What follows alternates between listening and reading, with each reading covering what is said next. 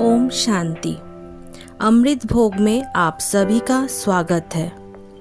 पहले सुनते हैं योग अभ्यास के लिए भिन्न भिन्न स्थितियाँ, चैप्टर 1 साक्षी दृष्टा स्थिति।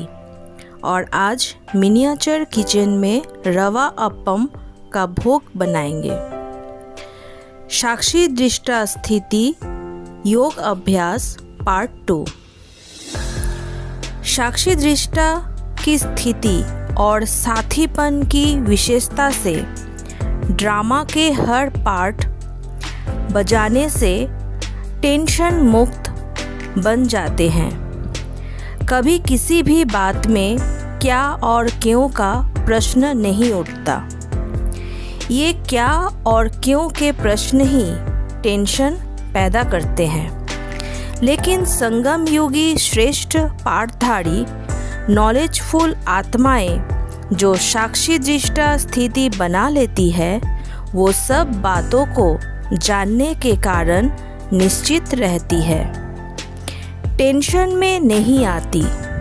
यदि किसी आत्मा का तमोगुणी अर्थात अज्ञान का पाठ है, तो शुभ भावना और शुभ कामना से उनके पाठ को साक्षी हो देखते हुए शांति और शक्ति का दान देना है, घबराना नहीं है। अपने सतोप्रधान पाठ में स्थित रहना है। निश्चय बुद्धि बन साक्षी होकर अपना व दूसरों का पाठ देखेंगे तो विचलित नहीं होंगे। एक तो हर एक के संस्कार भिन्न भिन्न है, दूसरा कोई ना कोई माया का रूप बनकर भी आते हैं। ये तो खत्म होगा ही नहीं, लेकिन उसमें स्वयं कमल पुष्प के समान सेफ रहने के लिए साक्षीपन की स्थिति में रहने का अभ्यास करो। संस्कार भिन्न भिन्न होते हुए भी टक्कर ना हो, इसके लिए नॉलेजफुल हो जाओ। विनाश लीला के विकराल रूप को देखने के लिए देश, संबंध, पदार्थ, संस्कार इन सब की आकर्षण से परे, प्रकृति की हलचल की आकर्षण से परे फरिश्ता बन ऊपर की साक्षी दृष्टा स्थिति में स्थित रहने से ही शांति और शक्ति की किरणें सर्व आत्माओं के प्रति दे सकेंगे। जैसे ड्रामा की सीन सीट पर स्थित हो देखने में ही मज़ा आता है, वैसे साक्षीपन की सीट पर सदा स्थित रहो तो हार और जीत के दृश्य को देखकर कभी भी डगमग नहीं होंगे, सदा एक रस रहेंगे। ऐसी साक्षी दृष्टा स्थिति बनाने के लिए पहला, सदा स्वचिंतन चलता रहे।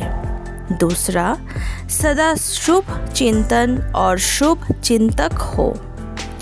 जरा भी व्यर्थ बातों में समय व्यर्थ ना जाए। तीसरा, चलते फिरते अपने को निराकारी आत्मा और कर्म करते अव्यक्त फरिश्ता समझो।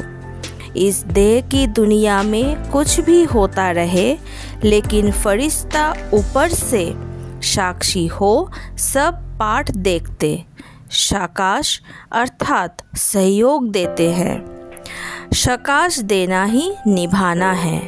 जब ऐसे साक्षी दृष्टा की स्टेज पर रहेगी, तब किसी भी प्रकार के वातावरण का सेक नहीं आएगा। और अब सुनते हैं परमात्म ईश्वरीय महावाक्य। बाबा ने कहा, तुम सब हो चित्रधारी, मैं हूँ विचित्र। मैं तुमको जो सुनाता हूँ उस पर जज करो। अगर मैं राइट हूँ तो राइट से ही सुनो, उनको ही याद करो। अनराइटियस सुनो ही नहीं। इन आँखों से जो कुछ देखते हो वो सब भूल जाओ। क्योंकि अभी जाना है अपने घर। यहाँ तो ना पुराने शरीर रहेंगे ना ये दुनिया रहेगी। अब तुम्हें नई दुनिया में राज्य भाग्य लेने के लिए पुरुषार्थ करना है। फिर बाबा ने कहा, उस नई दुनिया में पद पाने का सारा मदार है इस पढ़ाई पर। बाप के सिवाय और कोई की ताकत नहीं जो ऐसा पढ़ा सके। बच्चे भले अच्छी रीति समझते भी हैं, परंतु पढ़ते पढ़ते माया फिर अपना बना लेती है। फिर भी इस अविनाशी ज्ञान का विनाश नहीं हो सकता।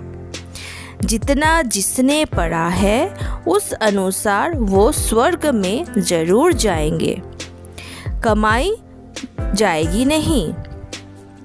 तुम्हें भ्रमरी मिसल कीड़ों को भू भू कर एकदम स्वर्ग का परिजादा बना देना है। लास्ट में बाबा ने कहा, ये तो बिल्कुल पक्का कर लो कि हम आत्मा हैं। जितना आत्मा समझ मुझे याद करेंगे उतना पाप कटते जाएंगे। परंतु कितने ही बच्चे माया की दुबन में ऐसे फंसे हुए हैं जो जरा भी याद नहीं करते। अभी बाप आए हैं तुमको गुलामपने से छुड़ाने। जब तुम माया को गुलाम बना देते हो तो फिर प्रकृति भी तुम्हारे अदब में रहेगी। वहाँ जरा भी चू चा नहीं होगी। आज का वरदान, एकाग्रता की शक्ति से परवश स्थिति को परिवर्तन करने वाले अधिकारी आत्मा भव। ब्राह्मण अर्थात अधिकारी आत्मा कभी किसी के परवश नहीं हो सकती। अपने कमज़ोर स्वभाव संस्कार के वश भी नहीं, क्योंकि स्वभाव अर्थात स्व प्रति और सर्व के प्रति आत्मिक भाव है, तो कमज़ोर स्वभाव के वश नहीं हो सकते और अनादि आदि संस्कारों की स्मृति से कमज़ोर संस्कार भी सहज परिवर्तन हो जाते हैं। एकाग्रता की शक्ति परवश स्थिति को परिवर्तन कर मालिकपन की स्थिति की सीट पर सेट कर देती है। अच्छा, ओम शांति।